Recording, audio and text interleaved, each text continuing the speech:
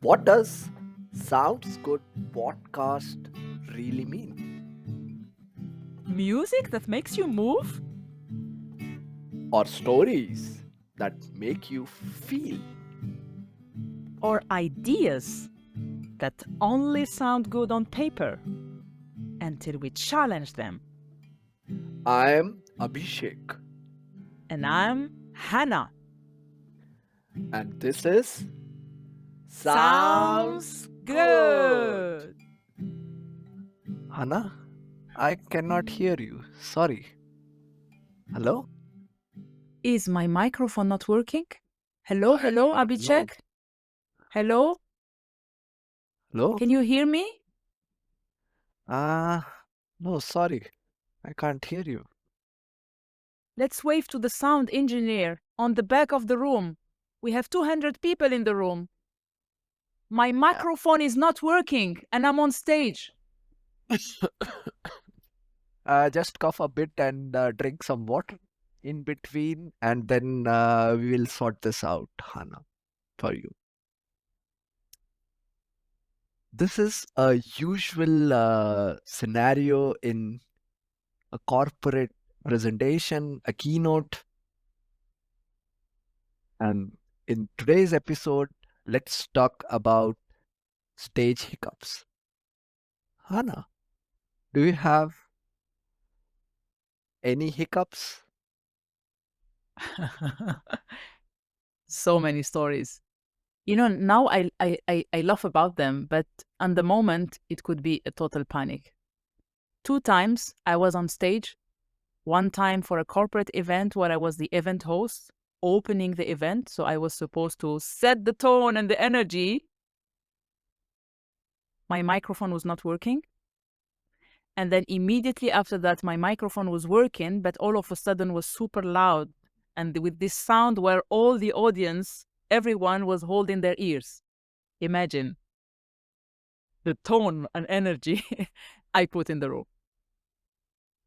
Another point where in a corporate event, the slides were not showing. And we had 350 people in the room. It was the big event of the year. Slides were not showing. It was not fixed. It took time. And those are the moments as speakers where we realize the difference between beginner and advanced speaker.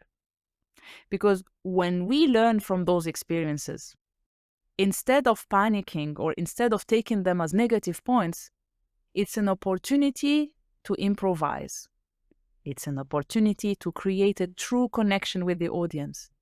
And it's a reminder that slides are not the most important when you are a keynote speaker. What about you, Abhishek? Yeah, for me also, instances which you mentioned. Uh, One where microphone stopped working happened at a division contest in Toastmasters. So I lost the contest because the judges were not able to hear my speech. And the second one, when I went to one of the college for a recruitment presentation, the electricity went off. So Oh, our PowerPoint was not visible. But there is also a third instant which happened recently where we had a big workshop, uh, around 100 participants in the room. I was hosting this workshop with another co-trainer, and her train got delayed, and the presentation laptop is with her, and everyone was watching at me when to start or when you can begin. So it's not always the technical hiccups, but sometimes unforeseen circumstances can also play a big role in how and what you need to present. my best friend, to be honest, that I discovered on stage, or in big corporate meetings is the flip chart. And I'm a big lover of flip chart because if you are knowledgeable and you don't need to learn your slides by heart, you can still create your story, you can still engage your audience, you can still create an interactive session, and you can still write those keywords on the flip chart. At the end of the day, in one of the events I had that the slides didn't work, at the end of the day, the outcome was even better with the flip chart. Agree. Yeah. And I actually moved to the next level where if I have an opportunity to use a flip chart, then I don't create presentation anymore. This ensures that I don't get into that technical hiccups at any given point in time. And even in corporate presentation, I ensure that my presentation only have images and few text, so that I don't get this usual question, can you send me this slides at the end of the presentation, which I'm pretty sure 80% never read. Totally, totally. You just mentioned a point that is crucial, Abhishek, about the slides when it's with less text and more images. And this is something also completely aligned with my keynote. So when you are a keynote speaker, or even when you are a speaker quite often on stage, text doesn't matter. And I see a lot of speakers that now, the speakers I coach for their keynotes, when they are doing a keynote for the first time, for example, they need to get the awareness that the less text you have, the bigger font size you have, the highest the impact is with your audience. And this is a shift in the mindset where speakers, especially when they are doing it for the first time in front of 100 or 300 people, they always need to think on the last row. And that's why we need to avoid bullet points. We need to avoid heavy text because it's boring, it's not engaging, and people cannot read. So big headlines, images, master your storytelling. You don't need to, your slides are not the presenter, but you are the presenter. And the other point I wanted to share, because you mentioned about the flip charts part, what I also love about the flip chart that sometimes I use and I even don't use slides, because you are giving this feeling or even co-creating your content with your audience. It's not set in stone and you come with your content, but the results or what you write on the flip chart depend on the outcomes, the message, the learning you are co-creating with the audience. So it can be really an immersive experience. It can be an engaging experience. It could be a collaborative experience. So I see the flip chart part, even for a keynote, as crucial, simple, and interactive with the audience. Another aspect, Hana, is what happens if I forget my script itself or the speech. Yeah, it happened to me as well. And you know what I realized? That's why I realized, and this is something I worked even more on since I joined Toastmasters, is that I like preparing, but I don't like preparing and rehearsing to a point where I become a slave of my content and script. So it's always good to keep a room for impro, a room for the talk to breathe. And sometimes when you read the room as a keynote speaker, you realize that your script, the way it was done, is not exactly what needs to happen or needs to be delivered.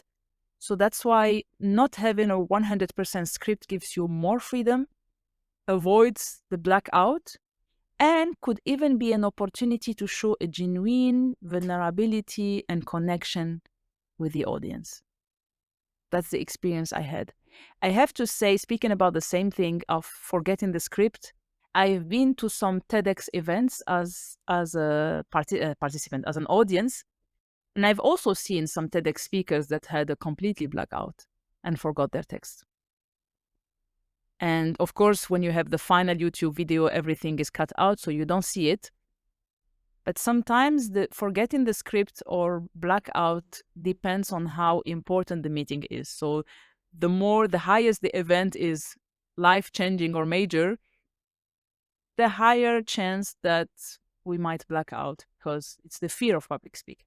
But there are also ways to manage this fear in a way that even if you forgot your idea, you can still fall back under something because the audience don't know your script. So you can always change it. Yeah.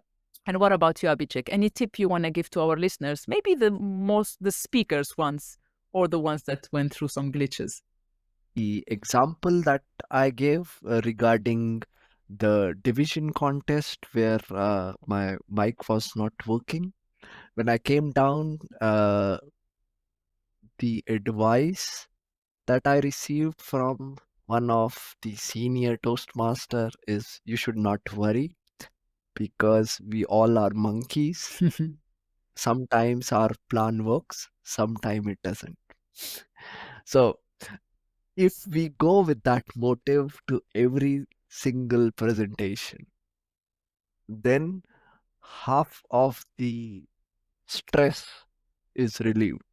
We make our plan, but half of the time it will work, half of the time it won't. So we are all monkey with a plan. Sometime it works, sometime it doesn't. And when we don't have that stress, then things go much smoother than you ever plan it to be. So that's how it worked for me over the years now. That's a great advice. We are all monkeys. And they were right. What we learned from the episode today, Abhishek, by hearing you and sharing also this perspective, is that we are human beings. Stage glitches happen. They happen when you expect the most. Even if we plan everything, they can still happen. But they are always an opportunity to learn, always an opportunity to connect with our audience, and always an opportunity to remind us that we are perfectly imperfect. Yeah, as long as it sounds good to the audience, even if the mic doesn't work, even if the presentation doesn't looks good on the screen, even if you forget the script, the only moment it will sounds good is if you are present there. Totally. And today, hopefully, we don't have a podcast glitch. If we have, then we are also perfectly imperfect. Talk to you next time to our next episodes of Sounds Good. Sounds Good podcast is on YouTube and Spotify Subscribe to our YouTube channel. Follow us on Spotify for more episodes. because it Sounds good.